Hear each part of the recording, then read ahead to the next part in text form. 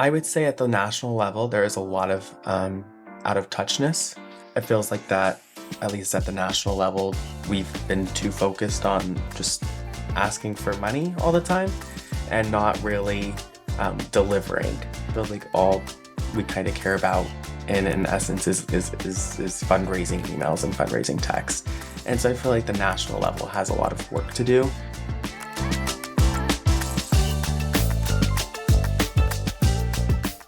Welcome back to Around the District, a podcast. We are here with Jacob George from Unity Rising. He's the founder. With the 2026 election approaching and so much at stake for working families in our democracy, and this conversation couldn't be more timely. So let's get into it. So you work at the Maricopa County Democratic Party, right? You're Correct. voter registration. Yes. So we want to talk about, because we know that we lost. The Democratic Party lost a lot of voters after the election, the last election, with Trump becoming president. And I mean, I have my thoughts on that, but I'll keep them to myself if he's really the legit president. But I'll just, I digressed. But we want to know, like, voters left, and young voters in particular left. And we talked about this a little bit in the last podcast, but tell us the reason why you think they left. Yeah, no, there's a lot of voters that have left after the election. Typically, they're going from Democrat to independent is what we've kind of seen a lot of. At the beginning of the year, however, there were more Democrats leaving the Democratic Party than there were Republicans leaving the Republican Party. And so we have seen for the last, I would say, to be frank, almost all of 2025, we saw a huge mass exodus, I would say, of registered voters in the Democratic Party, at least in Maricopa County.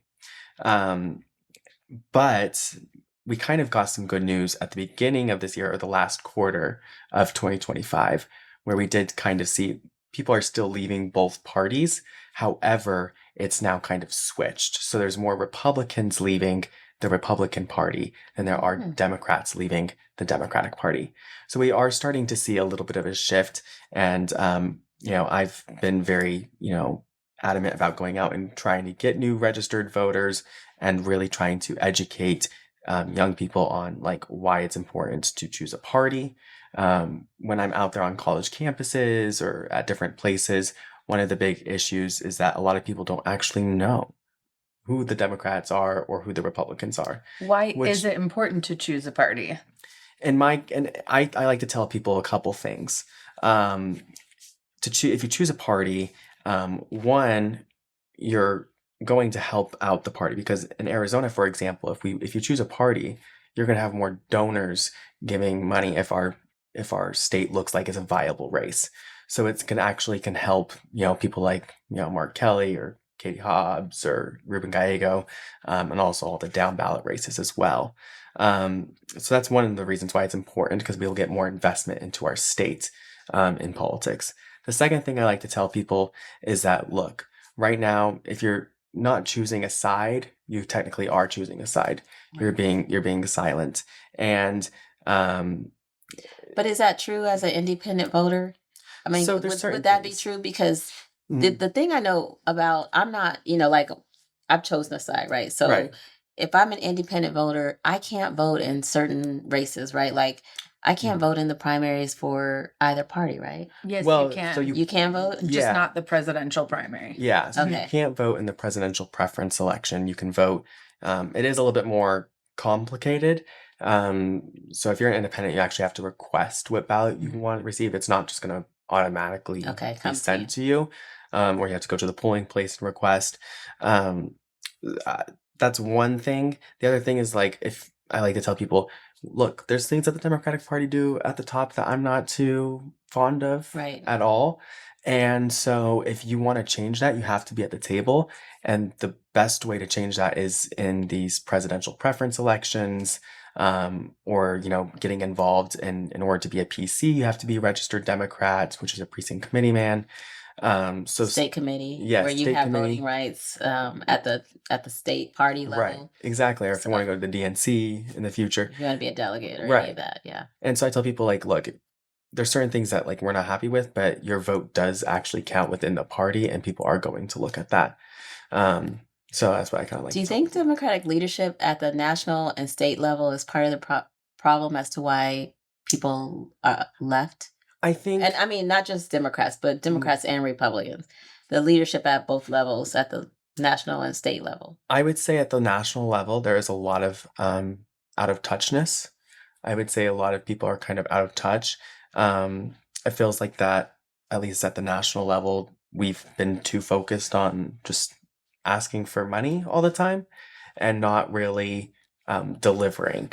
And so it gets kind of frustrating for people. I think, the Democratic Party used to be very active in, communities. We used to have like picnics and all these things. Everyone in your neighborhood was practically a Democrat at one point. And it just doesn't feel like we're there anymore. It feels like all we kind of care about in essence is fundraising emails and fundraising texts. And so I feel like the national level has a lot of work to do to kind of regain people's trust. I would say that they're probably out of touch at the national level. This is why the young voters' voice matters. Well, I think the focuses have changed so much too, because I think the Democratic Party has constantly been kind of in defense mode of what the Republican Party has been doing. The Republican Party for years and years and years has been focused on redistricting and on the state and local levels, where the Democratic Party has just been on the defense of whatever the Republicans have been doing. So it's like the Republicans are doing this and the Democrats are fighting behind. Right. And I don't think that most people have any idea who leadership of either party, either, absolutely the DNC or the RNC. I don't think people have any idea, which may be part of the problem to begin with. Is that is the problem. Is that people don't have any idea. People don't understand how government is run. Yeah. Why would you donate to something that you don't have any idea what you're donating to or for? So people may necessarily donate to one person in particular. You might donate to, Adrian Fontes. You might donate to Mark Kelly. You might donate to someone in particular, as opposed to donating to the DNC, which, allots money to whomever they think will win. Right. But I don't think people know that either. I don't think they have any idea what they're doing, Right. So, and I think there's also a problem with and stuff just doesn't get sent down with money, I would say. So, the ADP, the Arizona Democratic Party, doesn't really get a lot of money from the federal, the DNC, and the DNC is certainly not caring about any one of our legislative races, in essence, right? I mean, they do when it's the deciding factor in whether or not we're going to take control of the House or the Senate and Congress. You know what I mean? Then they get involved. Like I think they did a little bit with Ruben Gallego. You can correct me if I'm wrong. For Senate. Yeah. But I feel like too that I would say federally they are more active. Yes. But they should be more concerned too, because Arizona itself has flipped quite a bit. People love to say how Arizona is a red state and has been. We've been Republican. We're not. We haven't been for years. Yeah. For many years. Purple. We're very purple. We're very purple. And that's been happening for probably 20 plus 30 years close to. We've been seeing this shift. I mean, as long as I've been a voter, and I was always a registered independent for, reasons, because I always felt like I wanted to be able to vote in whichever primary election I wanted to, because when you're registered in one, you have to vote one. So I wanted to be able to choose, but also because I didn't know when I was 18 years old which direction I wanted to go. But, I think that we've been going in this direction of purple for so many years, but we need that money. We need to figure out which direction we're going in, because we are for sure a purple state, and we need to be focusing on that here. Well, and I think that one thing that the youth or the younger voters probably want to hear more of is like, really, unless you're like really a left, really on the progressive side of the Democratic Party, or if you're really on the right wing side of the Republican Party, you're usually somewhere in between. Like you agree on some issues that may not come from your particular party. Right, exactly. Because that makes you logical and reasonable and all of that. You know, you can compromise and things we haven't seen in the last 10 years, I would guess. Not at all. Right. Since, a certain person came down an escalator and on the scene. Right. We've lost the word compromise and other things, among other things. Yeah. But I would say, getting back to the younger voter, if we could see that these issues that matter are the issues that matter to anybody, like the economy, you know what I mean? Like just putting food on your table, just being able to take care of your family and not have to work 3 jobs. You know what I mean? And it's like not having the utility companies or big companies raise rates and things to that sort where people can't afford to live. It's like, it should not be a luxury. Right. Exactly. Affordability should not be a luxury. It's a right. To have food and insurance and a home should be a luxury. Exactly. So those are are you talking, is Unity Rising or in the Democratic Party in Arizona talking to the young voters about issues that actually matter, not just vote for us because of this. It's not just about the social issues, because I feel like the social issues will be resolved if we can focus on what really matters to everybody else, because we'll get the right people in. And so what are your thoughts on that? Well, I kind of want to touch on the social issues aspect. And I think you're totally right. I mean, we can talk about social issues, but we have to try to find a way to kind of intertwine them into an economic issue. Right. So, when we talk about immigration, we need to talk about how this affects the U.S. economy. And also it affects your home prices, for example. We have a birth rate decline in this country. We do. And when the older generation starts going into retirement homes, what are going to happen to all those homes? We're just going to have an influx of housing. And so it could really cause like economic, really collapse, because it's top heavy and it's not replenishing itself. It could, mess up the social security system, the education system, which we're already seeing. And so when we talk about these issues, we really need to kind of put an economic spin on them. But also at the end of the day, people, the average person, especially Americans, we're very individualistic. And, we have to realize that they're just trying to make ends meet, and they don't really care about what's really going on. They just want to. Well, that's why they're trying to force women to have babies and take away birth control, because they know they know it's declining. The birth rate is declining in the United States. Like, for example, where I live in Tempe, we have an older community of people that have lived in their homes for 30 plus years, right? And their kids are all grown. They have grandkids and things to that sort. And it costs a lot of money to live in Tempe nowadays. You know what I mean? If you're going to buy a house out in Tempe. So affordable housing is now an issue. Yeah.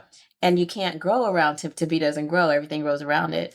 So when we think about that, ASU is right in Tempe. Yeah. We want the younger folks to move into Tempe and start raising their families, having babies and raising their families, because then it impacts every other aspect, just as you stated. Yeah, exactly. So how do we?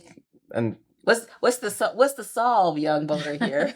I would say one thing that we definitely need is we need more young people talking to young people. So we need that peer pressure. We need that, that person talking to their friend, like, hey, you should probably register to vote. They're not going to listen to adults.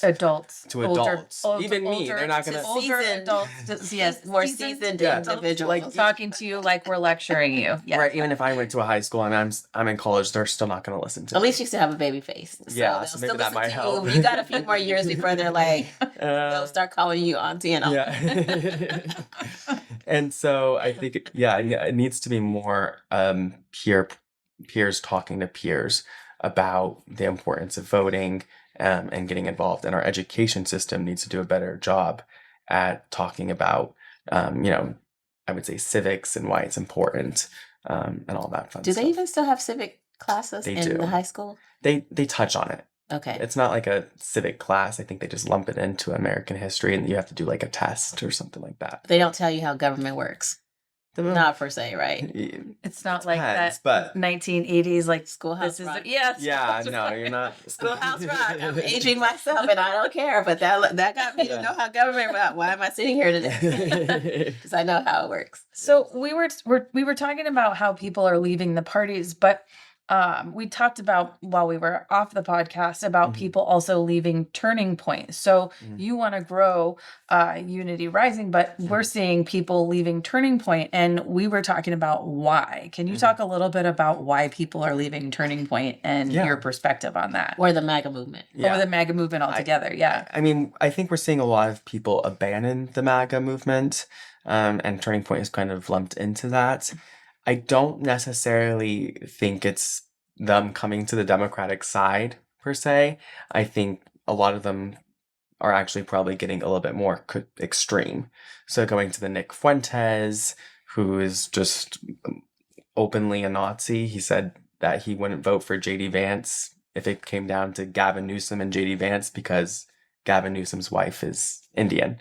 So that's what we're kind of seeing from that side. So they're actually, I would say, going more towards the extreme, and MAGA is just kind of not extreme enough. Ish. Yeah, very Hitler-ish. So is this the MAGA men? It's mostly MAGA men, correct? White men want to become more Hitler-like. Yeah, like they don't feel like our government hasn't gone far enough in the things that they've been doing. Yeah, and they're very focused on American first is their slogan, which is very nationalistic, and so anything that involves other countries, they don't want anything to do with. Okay, so do they? That's why they don't support Trump and his, Venezuela kidnapping a president and his wife. Okay. Yeah, Israel, any of that stuff. They're not, Ukraine. Any of it. So anything that involves Iran, which he wants to go into next. Yeah, he wants to do a lot of things. Yeah. There's one of Greenland. Yep. Oh yeah, that one too. Greenland. Yeah, and he wants to get rid of the NATO. NATO. Yes. Yeah. I was figuring out where you were going with that. So I think what's kind of interesting is that even these extremist groups have always existed, right? Mm-hmm. I mean, and you can attest to what people have said and done and growing up, that this has always existed. Like racism has always been a thing, and I think now these people, even though this is a younger group of people, of young white men, these people have always been recruited into these groups, although it may be a larger group than it would have been had this not been, promoted.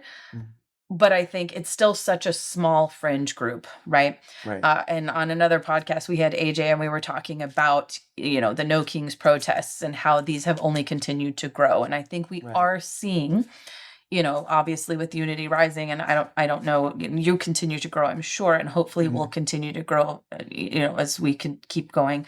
But we've seen the growth of these protests and people standing up and people talking and people just not allowing this to happen. Right.